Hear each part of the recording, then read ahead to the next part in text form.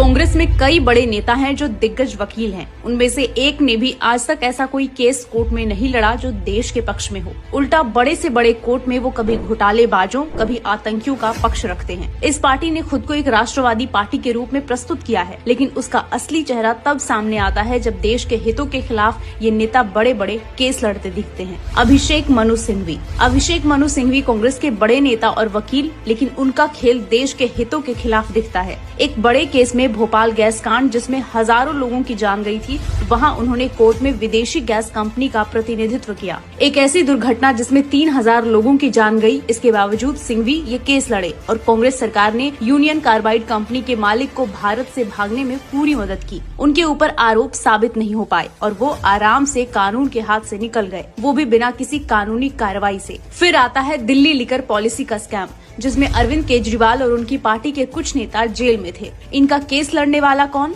अभिषेक मनु सिंघवी। मगर सवाल उठता है कि जब इतने सारे सबूत हैं, ईडी और सीबीआई जांच कर रही है, तो क्यों कांग्रेस के बड़े बड़े वकील इन्हें बचाने में लगे हुए हैं?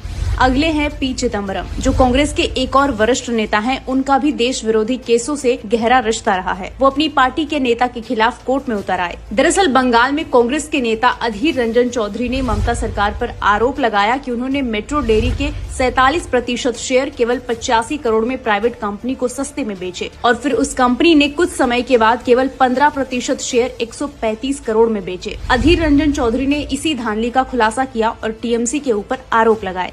विडंबना ये हुई कि पी चिदम्बरम उस प्राइवेट कंपनी के बचाव में उतरे। कपिल सिब्बल, जब कपिल सिब्बल कांग्रेस में थे तब उन्होंने बहुत सारे ऐसे विवादित केस में हिस्सा लिया जिससे देश विरोधियों को फायदा हुआ। कपिल सिब्बल का नाम किसी परिचय का मोहताज नहीं है। इनका सबसे बड़ा और विवादित केस था राम जन्मभूमि बाबरी मस्जिद का, जिसमें सिब्बल ने सुन्नी वक्फ बोर्ड का प्रतिनिधित्व किया था। उन्होंने राम मंदिर की जगह बाबरी मस्जिद को बनाए रखने की बात कही, जबकि पूरा देश राम मंदिर के पक्ष में था। सुप्रीम कोर्ट ने आखिरकार राम मंदिर के पक्ष में फैसला दिया, लेकिन सिब्बल जैसे कांग्रेस के वकील इस देश के लोगों की भावनाओं के खिलाफ काम करते रहे। फिर 2G स्पेक्ट्रम केस आता है, जो एक बड़े भ्रष्टाचार घोटाले के रूप में उभर कर आया था। इसमें सिब्बल ने कई आरोपियों का बचाव किया। वो लगातार सरकारी प्रक्रिया में कमियों का हवाला देते रहे। आखिरकार सभी आरोपियों को सबूतों की कमी के कारण बरी कर दिया गया।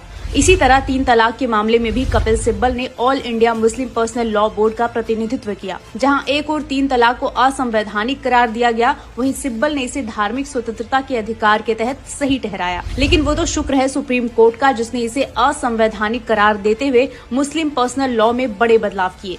ये केवल कुछ उदाहरण हैं जहां कांग्रेस के बड़े नेता और वकील देश के खिलाफ खड़े हुए हैं। क्या ये वही पार्टी है जो गरीबी हटाओ का नारा देती है, या फिर एक